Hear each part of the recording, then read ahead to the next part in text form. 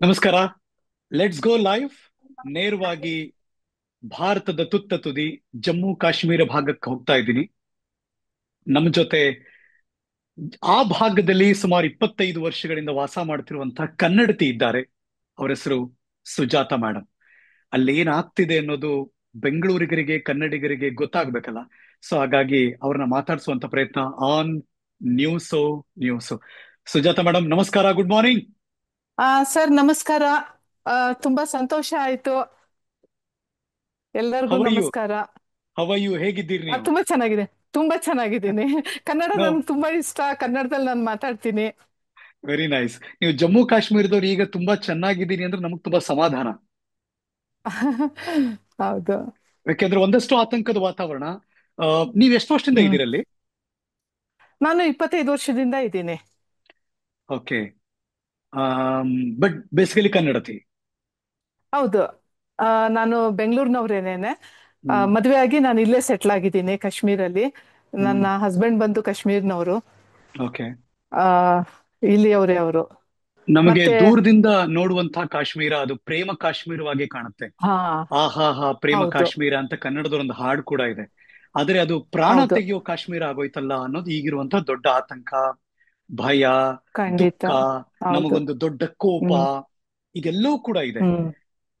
ಹೌದು. 22 ಆದ್ಮೇಲೆ, ಅಂದ್ರೆ ಆಕ್ರಮಣ ಆದ್ಮೇಲೆ, ಭಯೋತ್ಪಾದಕರು ಅಥವಾ ಉಗ್ರರ ಪ್ರವಾಸಿಗರ ಮೇಲೆ ಆಕ್ರಮಣ ಮಾಡಿದ್ರು, ಸಾಯಿಸಿದ್ರು.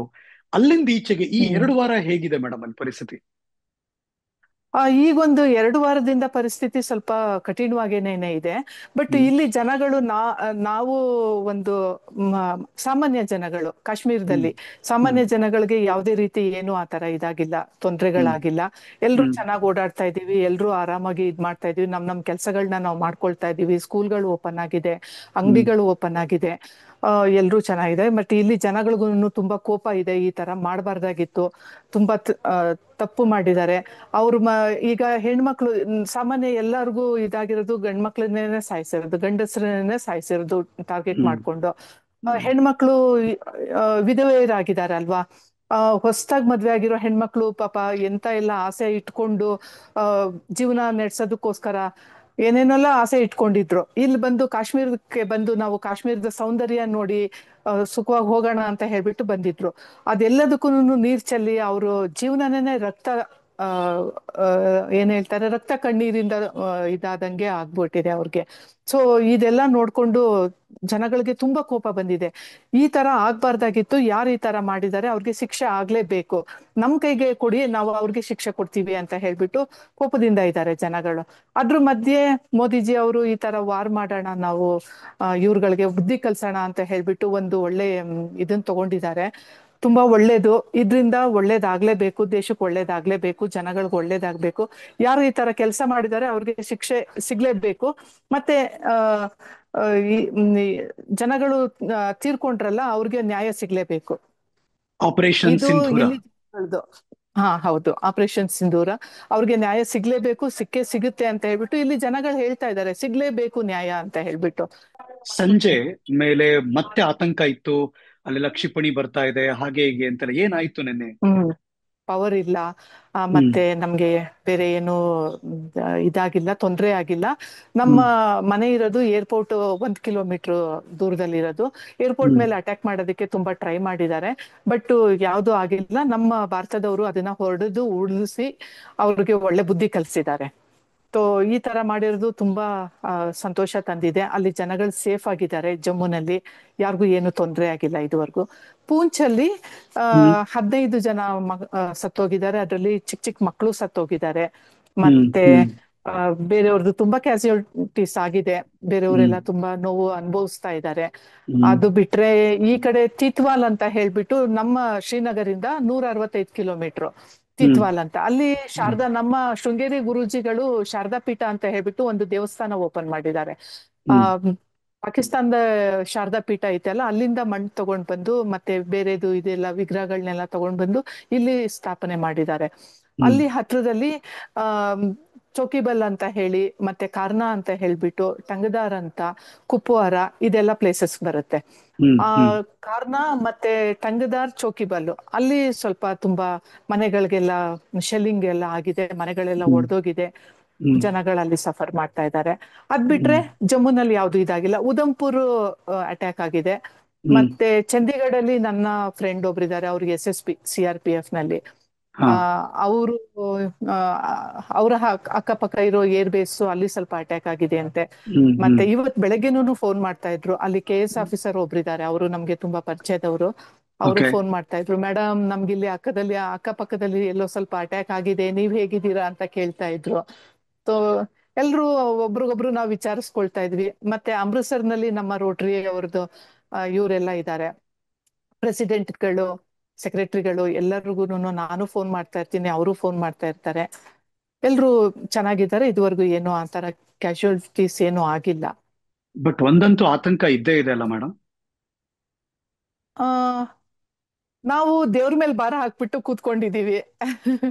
ಇಲ್ಲಿ ನಮ್ಮನ್ನ ನೋಡ್ಕೊಳ್ಳಿಕ್ಕೆ ಶಂಕರಾಚಾರ್ಯರು ಸ್ಥಾಪಿಸಿದ ಶಿವಾಲಯ ಒಂದಿದೆ ಆ ಬೆಟ್ಟದ ಮೇಲ್ಗಡೆ.